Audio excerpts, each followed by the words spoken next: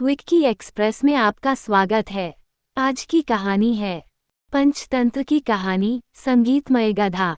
बहुत समय पहले की बात है, किसी गांव में एक धोबी रहा करता था। उसके पास एक गधा था जिसका नाम मोती था। चूंकि धोबी स्वभाव से बहुत ही कंजूस था, इसलिए वह अपने गधे को जानबूझकर चारा पानी नहीं देता था और उसे चरने के लिए बाहर भेज दिया करता था। इस कारण गधा बहुत ही कमजोर हो गया था। जब एक दिन धोबी ने उसे घास चरने के लिए छोड़ा, तो वह चरते चरते कहीं दूर जंगल में निकल गया। जंगल में उसकी मुलाकात एक गीदड़ से हुई। गीदड़ ने पूछा, गधे भाई तुम इतने कमजोर क्यों हो?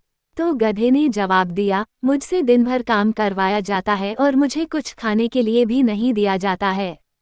यही वजह है कि मुझे इधर उधर भटक भटक कर अपना पेट भरना पड़ता है। इस कारण मैं बहुत कमजोर हो गया हूँ। गधे की यह बात सुनकर गीदड़ कहता है, मैं तुम्हें एक उपाय बताता हूँ जिससे तुम बहुत ही स्वस्थ और शक्तिशाली हो जाओगे। गीदड़ कहता है, यहाँ पास में ही एक बहुत बड़ा बाग है। उस बाग में हरी भरी सब्जियां और फल लगे हुए हैं। मैंने उस बाग में जाने का एक खुफिया रास्ता बना रखा है, जिससे मैं रोज रात को जाकर बाग में हरी भरी सब्जियां और फल खाता हूँ। यही वजह है कि मैं एकदम तंदुरुस्त हूँ। गीदड़ की बात सुनते ही गधा उसके साथ हो लेता है।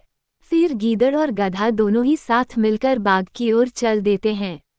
बाग में पहुंचकर गधे की आंखें चमक उठती हैं।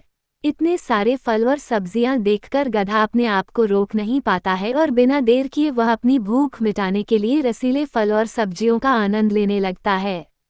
गीदड़ और गधा जी भर के खाने के बाद उसी बाग में सो जाते हैं। अगले दिन सूरज निकलने से पहले गीदड़ उठ जाता है और फौरन बाग से निकलने को कहता है। गधा बिना सवाल किए गीदड़ की बात मान लेता है और दोनों वहां से रवाना हो जाते हैं। फिर वो दोनों रोज मिलते और इसी तरह बाग में जाकर हरी भरी सब्जियां और फल खाते। धीरे धीरे समय बीतता गया और गधा तंदुरुस्त हो गया। रोज भर पेट खाना खाकर अब गधे के बाल चमकने लगे थे और उसकी चाल में भी सुधार हो गया था। एक दिन गधा खूब खाकर मस्त हो गया और जमीन पर लौटने लगा। तभी गीदड़ ने पूछा, गधे भाई तुम्हारी तबीयत तो ठीक है न? तो गधा कहता है, आज मैं बहुत खुश हूँ और मेरा गाना गाने का मन कर रहा है।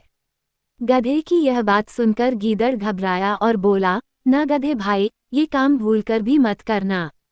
भूलो मत, हम चोरी कर रहे हैं। कहीं बाग के मालिक ने तुम्हारा बेसुरा गाना सुन लिया और यहाँ आ गया तो बड़ी मुसीबत हो जाएगी। भाई इस गाने वाने के चक्कर में मत पड़ो। गीदड़ की यह बात सुनकर गधा बोला, तुम क्या जानो गाने के बारे में? हम गधे तो खानदानी गायक हैं। हमारा धेचू राग तो लोग बड़े शौक से सुनते हैं। आज मेरा गाने का बहुत मन है, इसलिए मैं तो गाऊंगा। गीदड़ समझ जाता है कि गधे को गाने से रोक पाना अब बहुत मुश्किल है। गीदड़ को अपनी गलती का आभास हो जाता है। गीदड़ बोला, गधे भाई तुम सही कह रहे हो, गाने वाने के बारे में हम क्या जाने। अब तुम बता रहे हो तो मुमकिन है कि तुम्हारी सुरीली आवाज सुनकर बाग का मालिक फूल माला लेकर तुम्हें पहनाने जरूर आएगा। गीदड़ की बात सुनकर गधा खुशी से गदगद हो जाता है। गधा कहता है, ठीक है, फिर मैं अपना गाना शुरू करता हूँ। तभी गीदड़ कहता है, मैं तुम्हें फूल माला पहना सकूं, इसलिए तुम अपना गाना मेरे जाने के 15 मिनट बाद शुरू करना। इससे मैं तुम्हारा गाना खत्म होने से पहले यहाँ वापस आ जाऊंगा। गीदड़ की यह बात सुनकर गधा और भी ज्यादा फूला नहीं समाता है और कहता है, जाओ भाई गीदड़, मेरे सम्मान के लिए फूल माला लेकर आओ। मैं तुम्हारे जाने के 15 मिनट बाद ही गाना शुरू करूंगा। गधे के इतना कहते ही गीदड़ वहां से 9-2-11 हो जाता है। गीदड़ के जाने के बाद गधा अपना गाना शुरू करता है। गधे की आवाज सुनते ही बाग का मालिक लाठी लेकर वहां पहुंच जाता है। वहां गधे को देख बाग का मालिक कहता है कि अब समझ आया कि तू ही है जो मेरे बाग को रोज चर के चला जाता है। आज मैं तुझे नहीं छोड़ूंगा। इतना कहते ही बाग मालिक लाठी से गधे की खूब जमकर पिटाई करता है। बाग मालिक की पिटाई से गधा अधमरा हो जाता है और बेहोश होकर जमीन पर गिर जाता है। कहानी से सीख। संगीतमय गधा कहानी से सीख मिलती है कि अगर कोई हमारी भलाई के लिए कुछ बात समझाता है तो उसे मान लेना चाहिए। कभी कभी हालात ऐसे हो जाते हैं कि दूसरों की बात न मानने से हम मुसीबत में पड़ सकते हैं।